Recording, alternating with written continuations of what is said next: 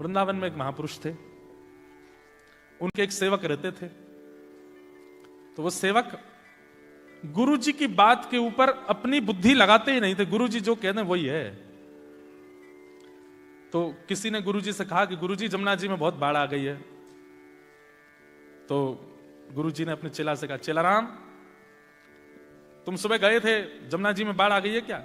बोले हाँ बहुत बाढ़ आ गई है, सारे दुकानें बह गई, घर बह गए, लोग बाग सब बह के चले गए, जमुना जी पूरी अथाह हो गई है, राधा रमन जी तक जल आ गया, राधा वल्लभ जी तक पहुंच गया, बिहारी जी की दहली आने छूने वाली आदि आदि।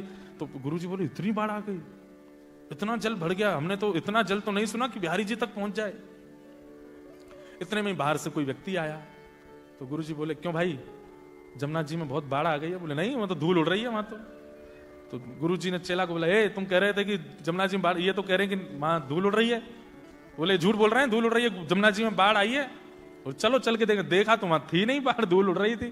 तो गुरु जी बोले तूने ऐसा क्यों बोला? बोले गुरु जी हम अपनी बुद्धि नहीं लगाते, आपने कहा जमुना जी में बाढ़ आ गई है, आप मुझसे पूछ रहे हैं, मैं इतना योग्य नहीं कि आपके प्रश्नों का मैं उत्तर दूं। आपने कहा जमुना जी में बाढ़ आ गई, मैंने मान लिया आ गई है। बोले तेने इतना बढ़ा के बोला कि राधा वल्लभ जी तक पहुंच गया, राधा रमन जी तक पहुंच गया। बोले गुरु जी यही तो शिष्यत्व है कि गुरु की बात के आगे अपनी बुद्धि नहीं लगानी चाहिए। गुरु जी बोले बेटा तुझे भगवान जरूर मिलेंगे, तू चिंता नहीं कर, इतना विश्वास तेरा अटूट है मेरे ऊपर कि मैं तुझसे कुछ पूछ रहा हूं तो उसमें भी हम ही भर देता है।